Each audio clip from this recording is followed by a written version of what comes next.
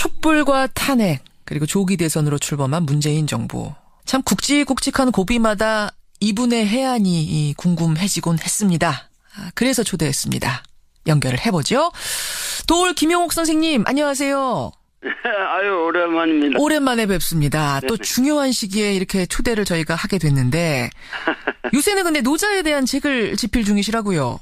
예, 평생 전공한 것이기 때문에 동양 고전을 제대로 이해하게 만드는 것이 문재인 정부를 맞이하는 국민들의 마음 자세에도 더 도움이 되리라고 생각해서 노자에 관한 제 평생의 그 생각을 집대성하고 있습니다. 그런 중이시군요. 노자. 네. 지금 문재인 정부 40일이 이제 넘어갑니다. 한 달 조금 넘었습니다. 네. 이 정부를 어떻게 평가하고 계시는가? 이 질문부터 좀 시작을 해보죠. 현 정부에 대한 객관적인 평가는 갖추어지질 않았기 때문에 예. 단정적으로 뭐를 평가하기에는 너무 이른 시기입니다. 그렇지만은 일을 하고 있다라는 느낌을 국민에게 듬뿍 주었고 그만큼 국민들의 기대감을 충족시키고 있다고 저는 보는데 예. 요번 그 한미 정상 회담 이야말로 예. 지금 이 정부를 판가름할 수 있는 어떤 결정적인 계기가 될 수 있는 그런 성과가 나와야 되지 않을까 이렇게 생각하고 있습니다. 자, 그럼 하나하나 좀 그 말씀들을 하나하나 좀 분석해보죠. 네. 우선 뭔가 일을 하고 있구나라는 느낌? 이런 걸 받으신다고요? 네네네네. 그 말은 무슨 얘기냐면 예. 여태까지 정권을 잡으면은 그야말로 부귀 권력에만 매달렸지 진정한 그 국민이 바라는 대의를 향한 일을 정말 노심초사 일을 하는 그 정권이 없었다는 의미예요. 그래서 이 문재인 정권은 그래도 뭔가 그 일을 하고 있다라는 느낌을 확실히 주잖아요. 하루에 한 개씩 뭔가 진짜 일이 있었어요. 그러고 보면은 네. 하나하나 처리되는 모양새. 그래서 그런지 국민들 지지율이 상당히 높습니다. 네. 근데 국정이 쉽게 풀려가는 모양새는 아니에요. 정치권을 돌아보면. 일단 내각 인선이 마무리가 안 된 상태입니다. 강경화 외교장관 임명을 기점으로 해서 특히나 야당의 반발이 거센 상태. 지금 뭐 상임위도 보이콧했다가 이제 인사청문회 이번 주부터 다시 시작할 정도로 지금 어려운 상황인데 야당은 얘기합니다. 지금 대통령이 국민 지지율 믿고 야당들하고 소통 안 하려고 한다. 박근혜 정부를 향해서 소통 안 된다 했지만 지금 자신들이 소통 안 하고 있다. 협치를 파괴하고 있다. 어떻게 생각하세요? 그 중요한 것은 예. 지금 이 정권이 빨리 하고자 하는 일을 할 수 있도록 일단 그런 문제는 좀 넘어가고 진정한 그 사람들이 이 정치를 해 나갈 때 거기다가 브레이크를 걸어야지. 너무 지금 인선이라는 이런 문제를 가지고 그 야권에서 그 물고 늘어지면은 국민들의 눈에 너무하다라는 느낌을 주게 되면은 결국은 자기들이 앞으로 뭐 지방선거나 총선이나 이런 데 있어서 그 피해를 볼 수도 있다는 것을 생각을 해야죠. 알겠습니다. 일단은 좀 일할 수 있게끔 뭔가 좀 진용을 좀 꾸리고 뭔가 해볼 수 있는 발판이라도 마련을 해줘야 되지 않겠느냐 이런 호소셨는데 네네. 알겠습니다. 개혁에 대한 얘기를 해보죠. 어찌해서 이렇게 인선이 마무리된다고 하면 그다음에는 그 내각이 개혁을 추진하려 할 텐데 그때 또 한 번 저항이 일어날 가능성이 높습니다. 주말에 이 보도를 어떻게 보셨는지 모르겠습니다만 상당히 출렁였던 보도가 뭐냐면 검찰 내부에서 문 대통령을 놓고 문 아무개 어디까지 가나 보자 이런 분위기가 있다는 거예요.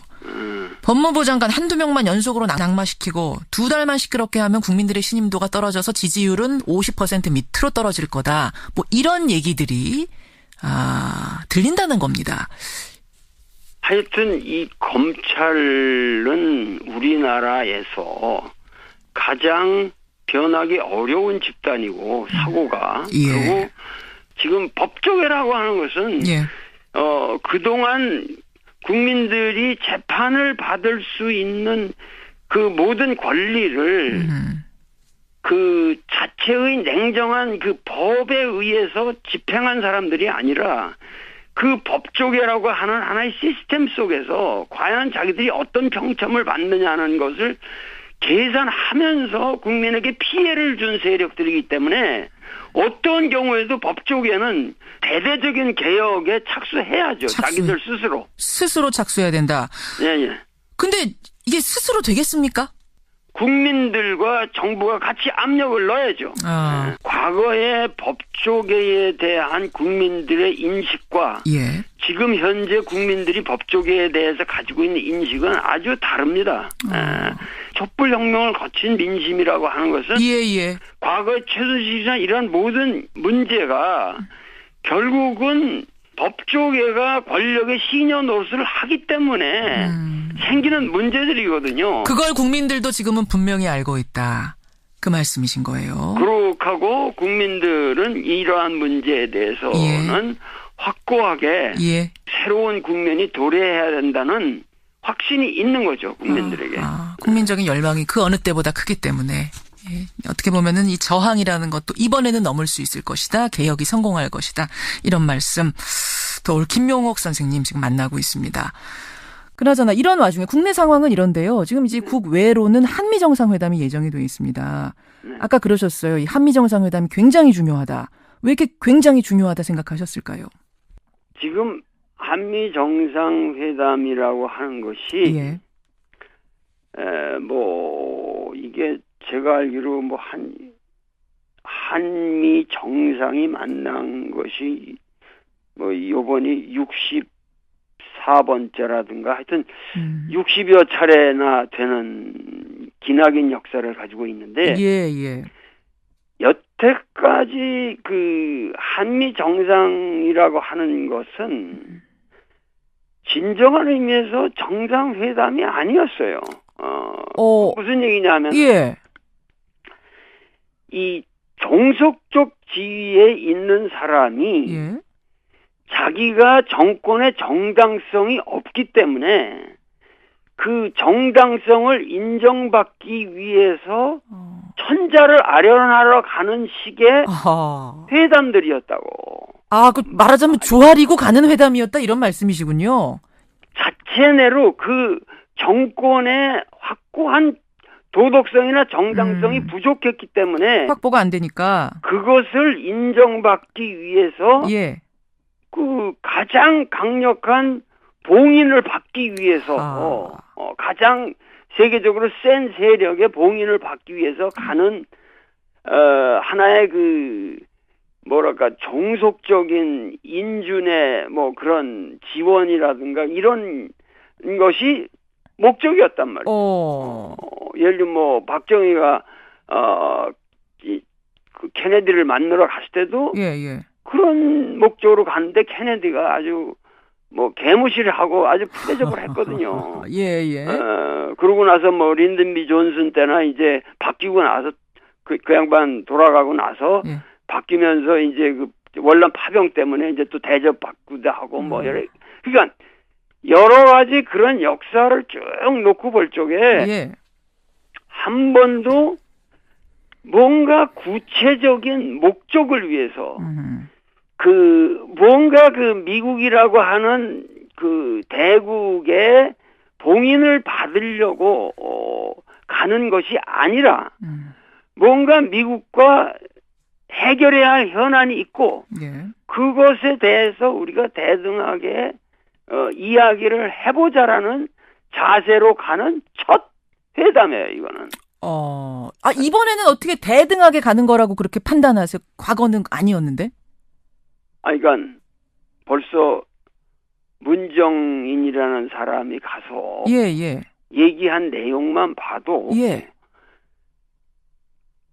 단군이라는 말은 제가 안 쓰겠는데 그 소위 말해서 이성계가 위화도 회군을 하면서 소국이 대국을 치는 것은 옳지 못하다.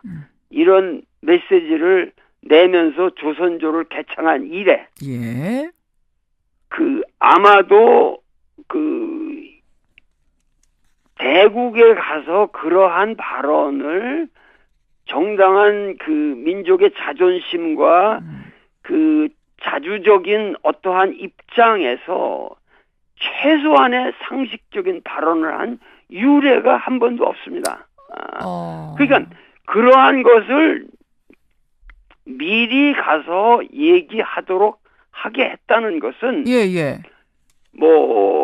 문재인이라는 사람이 바둑도 아마 4단이나 된다고 그러는데 예.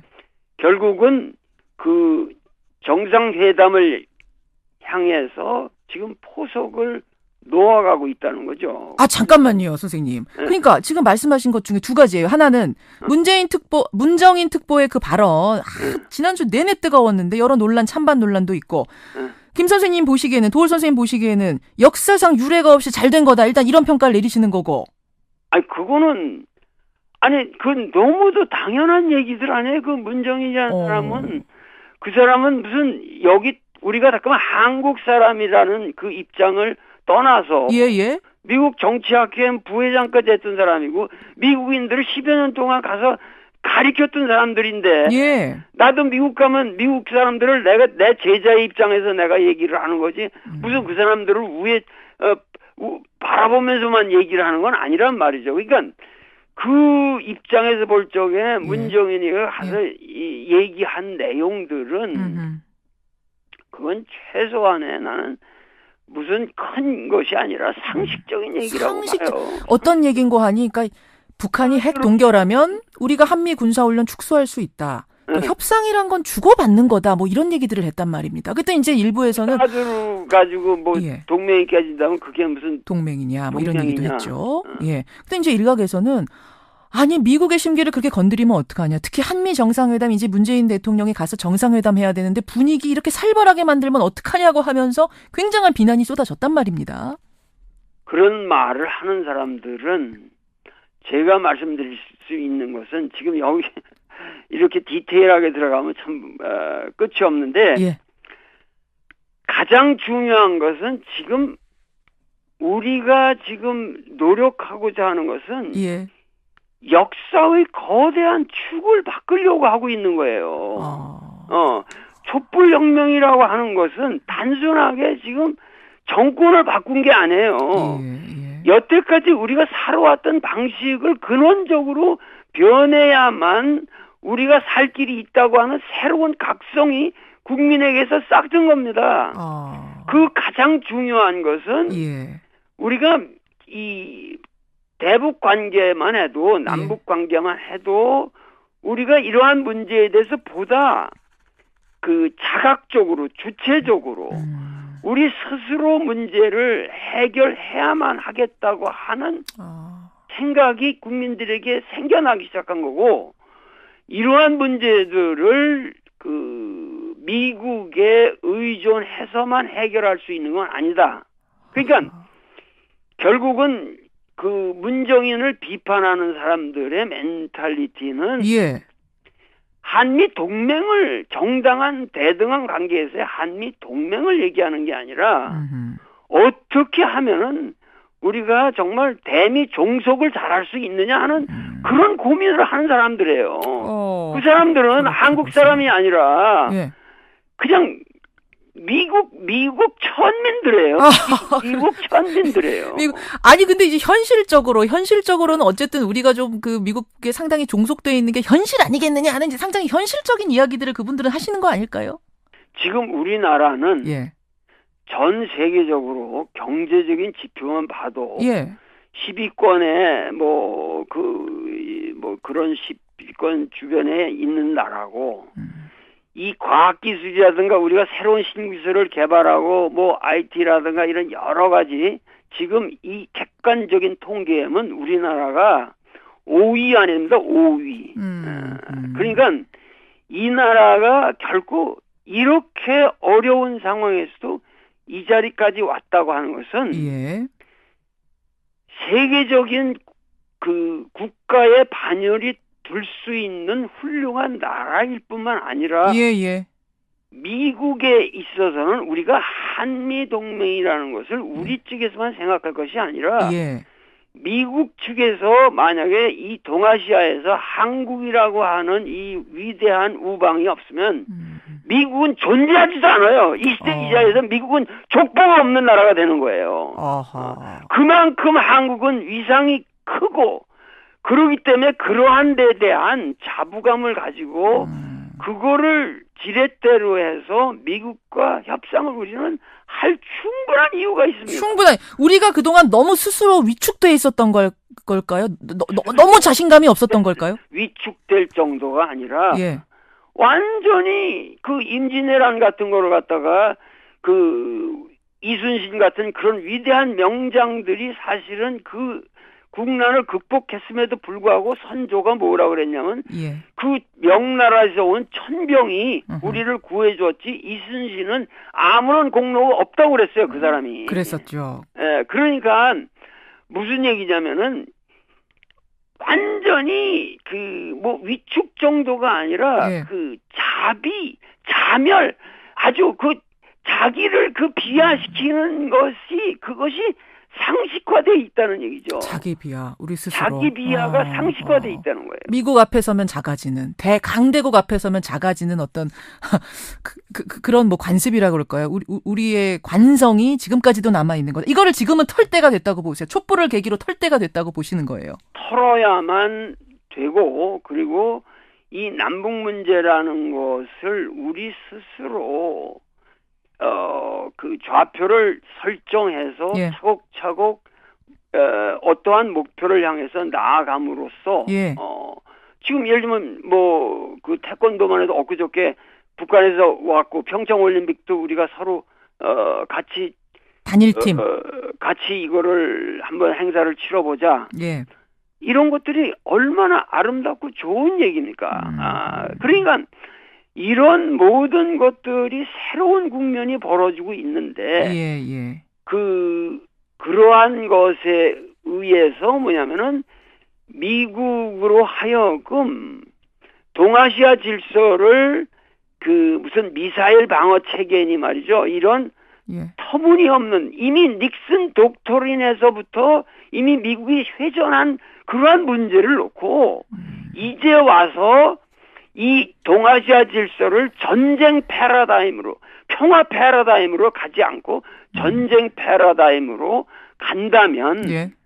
그것은 미국의 불행이다. 이것을 우리가 가서 설득을 시켜줘야죠. 설득을 시켜줘야 되는 그런 의미에서 아주 중요한 정상회담이다. 강조를 하셨단 말씀이군요. 네네. 아까 그러셨어요. 문정인 특보의 그 발언 굉장히 잘한 거고 또 청와대와 교감을 했다고 아까 문재인 대통령의 포석이라고 하셨는데 교감했다고 보시는 거예요? 네, 그건 당연히 하고 간 거죠. 청와대는 아니라고 선을 긋긴 했습니다만. 그거는 다 한 거예요. 한 거고 예. 그 문정인이라는 사람은 상식적인 발언을 한 거예요. 상식적인 발언. 그 정도는 그 사람의 학문적 감각이나 예. 상식적인 그 사람의 지식 범위에서 볼 적에 예. 전혀 이 정치적인 발언이라고까지도 말할 여지도 없는 그저 그냥 상식적인 얘기예요. 이걸로 인해서 오히려 정상회담이 꼬이거나 미국이 우리를 더 안 좋게 보거나 뭐 이럴 가능성은 없다고 보세요. 오히려 득이 되면 득이 됐지 해는 안 될 거라고 보세요. 당연하죠. 그것은 이 맹자에 그런 말이 있습니다. 그 맹자가 이제 굉장한 왕후장상들을 많이 만나면서 댕긴 사람 아니에요. 예. 그런데 그 하는 말이 세대인즉 묘지하라라는 말이 있는데 그건 무슨 얘기냐면 뭡니까? 나보다 큰 위대하게 보이는 그런 권세 등등한 왕후장상들을 만날 때는 예. 우선 그들을 좀 깔보는 것이 좋다. 오히려. 네, 그들을 왜냐하면 예. 그들은 맹자에 말하면은 그들은 어디까지나 그들이 지향하는 목표는 패권이고 예. 패도고 나는 선현의 입장에서 왕도를 구현하기 위해서 공자가 말한 인정을 구현하기 위해서 그 여민동락하는 것을 지상의 과제로 삼는 사람이고 그러기 때문에 그들이 지향하는 모든 가치관은 네. 나에겐 하등이 필요가 없는 것이기 때문에 우선 그들을 만날 때는 그들을 깔보고 협상하는 게 좋다. 이것이 진심 하편에 있습니다. 그렇군요. 맹자왈이군요. 그야말로. 맹자말이에요. 이건 내 말이 아니라. 예. 그런데 우리는 그러한 마음의 거리를 두고 봐야 되지만 나는 가서 트럼프를 깔보면 안 된다고 생각합니다. 네, 뭐 그런 의미는 아니고. 인간적으로 예. 트럼프를 가서 사랑해줘야 되고. 사랑을 해줘야 됩니까? 트럼프를 대접하고 그리고 노인으로서 어디까지나 대접하고 여태까지 정치인들과는 다른 요소가 있는 사람이라는 것을 인정하고 그가 새로운 국면을 개척할 수 있도록 하기 위해서는 그의 마음을 우선 감정적으로 얻어야 됩니다. 지금부터는 아마 이제 문재인 대통령에게 하시는 조언이라고 저는 생각을 하는데, 네, 그래서 당당하게 임하되 사랑하라. 마음 자세는 어느 정도 디스턴싱, 하나의 거리를 두되, 예. 여태까지 트럼프는 당선이 된 이후로, 예. 어디 가서든지 사실은 이렇게 대접을 못 받았단 말이에요. 천덕꾸러기 같은 느낌이 좀 있었죠. 예, 그런데 우리는 가서 그를 아주 존중을 해주고 정당한 정치인으로서 대접을 해주는 마음 자세로 그의 마음을 환심을 우선 사야 됩니다. 일단 마음을 사야 한다. 환심을 사고 그렇고 그와 여태까지 미국의 그 어떠한 프로페셔널한 정치인이라고 하는 계보에 있는 사람들은 무조건 한국 같은 나라는 깔보고 그리고 한국에 대해서 관여를 하지 않으려고 그랬어요. 그렇기 때문에 그 오바마 같은 사람도 전략적 인내니 이런 말로 한국 문제는 완전히 개무시한 거예요. 그 윈비어 문제만 해도 얼마든지 그 오바마 정권 때 조금 더 관심을 가지고 해결했으면 해결될 수도 있었던 문제. 다 그것이 전략적 인내라는 측면에서 다 넘어간 거예요.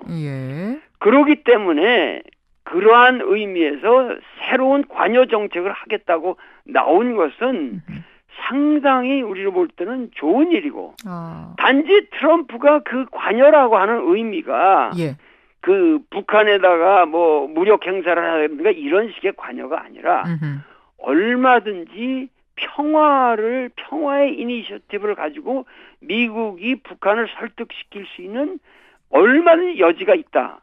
이것을 설득을 해야 되는데 그 설득의 제일 중요한 것은 여태까지 우리나라가 미국 가서 우리 남한 정부가 북한 정부와 좋은 관계를 유지하고 싶고 우리 문제는 우리가 평화적으로 해결하고자 하는 것이 우리 국민의 열망이라고 하는 것을 미국의 지도자들이 확실하게 이해를 해줬으면 좋겠습니다. 라는 입장을 표명한 적이 단 한 번도 없었어요. 단 한 번도 없었기 때문에 그런 것만을 표명을 하는 것만 해도 트럼프 입장에서는 한국민이 이런 방향으로 원한다면 우리도 새로운 카드를 가지고 더 기발한 그러한 협상이라든가 새로운 국면을 만들어서 전 세계를 이롭게 할 수가 있다. 이러면서 트럼프는 이 북한 문제를 계기로 해서 자기가 그 탄핵의 국면에 빠져 있는 그런 곤궁한 처지를 벗어날 수도 있다는 얘기죠. 우리가 지금 이런 표현이 어떨지 모르겠습니다만 잘 이용할 수 있는 굉장히 좋은 환경이란 말씀이시네요. 오히려 우리가 트럼프 정권보다는 국민의 열망을 담지한 도덕성을 가지고 있기 때문에 우리는 도덕적인 정부의 세계적으로 모범이 되는 도덕적 정부의 수장으로서 지금 도덕성을 획득하지 못한 트럼프에게 새로운 도덕성을 부여해 줄 수 있는 그런 세계사적 사명을 가진 사람이 지금 가고 있는 거예요. 오히려 우리가 그에게 도덕성을 인준해 줄 수 있는, 부여해 줄 수 있는 상황이 됐다. 그런 지금 우리는 입장에 있는 나라고 예. 그런 입장에 있는 지도자고 거기에 대해서 우리 국민이 뿌듯한 자부심을 가져야 되는 이런 마당에 그 야당의 지지부진한 그런 어떠한 이야기로 인해서 국민들의 판단이 흐려진다든가 이래서는 아니 되겠다. 난 알겠습니다. 정말 이 자리에서 우리 김 앵커하고 대화를 하는 것뿐만 아니라 국민들에게 나는 정말 이 시대를 사는 사상가로서 눈물을 흘리며 호소하고 싶어요. 여러분들 제발 진정으로 우리가 촛불을 들어야 할 시기는 바로 이번 주입니다. 바로 미국에 가서 이 문재인 대통령이 미국에서 협상을 벌이는 이 시기야말로 국민들이 마음에 촛불을 들고 우리가 갈구했던 열망을 이제 조금이라도 더 미국 땅에 펼쳐질 수 있도록 그들을 우리 대표단들을 전부 지원하고 도와줘야 된단 말이죠. 그렇게 보시는군요. 네. 정리를 좀 하자면 미국에 가서 트럼프 대통령 만날 때 그를 인간적으로 존중하고 사랑하는 자세를 바탕에 깔고 당당하게 우리 할 말을 해라. 자부심을 가지고 대하라. 그러면 반드시 이번 정상회담은 성공할 것이다. 이런 조언으로 받아들일 수 있겠네요. 네네네. 예. 문재인 대통령이 오늘 인터뷰를 좀 듣고 갔으면 좋겠어요, 정말. 그러니까는 이 북핵 문제라고 하는 것은 그것은 북한 입장에서는 남한과의 문제만이 아니라고 생각하거든요. 어디까지나 그렇죠. 미국과 자기들은 전쟁을 치렀고 그 6.25 전쟁 이래 여태까지 누적된 문제를 풀기 위해서는 미국이 적극적으로 나서는 것이 정당합니다. 그리고 그것을 여태까지 미국이 나서지 않고 중국의 중재를 통해서 해결하려고 했던 것도 한계가 뻔한 거고 지금 더 이상 먹히질 않습니다. 알겠습니다. 그러한 상황에서는 문재인 대통령은 안심하고 트럼프에게 미국이 적극적인 역할을 하십시오. 우리가 도와드리겠습니다. 그렇게 해서 북미 관계를 우선 정상화시키는 방향으로 노력을 하시면 그러면은 동아시아의 새로운 질서가 태동하게 되고 그러면 EU나 모든 국가들이 트럼프 대통령을 이전의 트럼프가 아닌 위대한 이 세계의 지도자로 바라볼 것입니다. 알겠습니다. 중요한 부분들 오늘 요목조목 짚어주셨습니다. 여기까지 오늘은 말씀을 듣도록 하죠. 노자 책 집필 마무리 잘 하시길 바라고요. 또 책 나오고 나서 한 번 더 인터뷰 부탁드리겠습니다. 네. 감사합니다. 건강하시고요. 고맙습니다. 네. 촛불과 탄핵 그리고 조기 대선으로 출범한 문재인 정부. 참 굵직굵직한 고비마다 이분의 해안이 궁금해지곤 했습니다. 그래서 초대했습니다. 연결을 해보죠. 도올 김용옥 선생님 안녕하세요. 아유 오랜만입니다. 오랜만에 뵙습니다. 또 중요한 시기에 이렇게 초대를 저희가 하게 됐는데 요새는 근데 노자에 대한 책을 집필 중이시라고요. 네, 평생 전공한 것이기 때문에 동양고전을 제대로 이해하게 만드는 것이 문재인 정부를 맞이하는 국민들의 마음 자세에도 더 도움이 되리라고 생각돼서 노자에 관한 제 평생의 그 생각을 집대성하고 있습니다. 그런 중이시군요. 노자. 지금 문재인 정부 40일이 이제 넘어갑니다. 한 달 조금 넘었습니다. 네. 이 정부를 어떻게 평가하고 계시는가? 이 질문부터 좀 시작을 해보죠. 현 정부에 대한 객관적인 평가는 갖추어지질 않았기 때문에 단정적으로 뭐를 평가하기에는 너무 이른 시기입니다. 그렇지만은 일을 하고 있다라는 느낌을 국민에게 듬뿍 주었고 그만큼 국민들의 기대감을 충족시키고 있다고 저는 보는데 요번 그 한미 정상 회담이야말로 예. 지금 이 정부를 판가름할 수 있는 어떤 결정적인 계기가 될 수 있는 그런 성과가 나와야 되지 않을까 이렇게 생각하고 있습니다. 자, 그럼 하나하나 좀 그 말씀들을 하나하나 좀 분석해보죠. 우선 뭔가 일을 하고 있구나라는 느낌? 이런 걸 받으신다고요? 네네네네. 그 말은 무슨 얘기냐면 여태까지. 예, 알겠습니다. 일단은 좀 일할 수 있게끔 뭔가 좀 진용을 좀 꾸리고 뭔가 해볼 수 있는 발판이라도 마련을 해줘야 되지 않겠느냐 이런 호소셨는데. 네네. 알겠습니다. 개혁에 대한 얘기를 해보죠. 어찌해서 이렇게 인선이 마무리된다고 하면 그 다음에는 그 내각이 개혁을 추진하려 할 텐데 네. 그때 또 한 번 저항이 일어날 가능성이 높습니다. 주말에 이 보도를 어떻게 보셨는지 모르겠습니다만 상당히 출렁였던 보도가 뭐냐면 검찰 내부에서 문 대통령을 놓고 문 아무개 어디까지 가나 보자 이런 분위기가 있다는 거예요. 법무부 장관 한두 명만 연속으로 낙마시키고 2달만 시끄럽게 하면 국민들의 신임도가 떨어져서 지지율은 50% 밑으로 떨어질 거다. 뭐 이런 얘기들이 들린다는 겁니다. 하여튼 이 검찰은 우리나라에서 가장 변하기 어려운 집단이고 사고가 예. 그리고 지금 법조계라고 하는 것은 예. 그동안 국민들이 재판을 받을 수 있는 그 모든 권리를 그 자체의 냉정한 그 법에 의해서 집행한 사람들이 아니라 그 법조계라고 하는 하나의 시스템 속에서 과연 자기들이 어떤 평점을 받느냐는 것을 계산하면서 국민에게 피해를 준 세력들이기 때문에 어떤 경우에도 법조계는 대대적인 개혁에 착수해야죠. 자기들 스스로. 스스로 착수해야 된다. 예, 예. 근데 이게 스스로 되겠습니까? 국민들과 정부가 같이 압력을 넣어야죠. 과거의 법조계에 대한 국민들의 인식과 예. 지금 현재 국민들이 법조계에 대해서 가지고 있는 인식은 아주 다릅니다.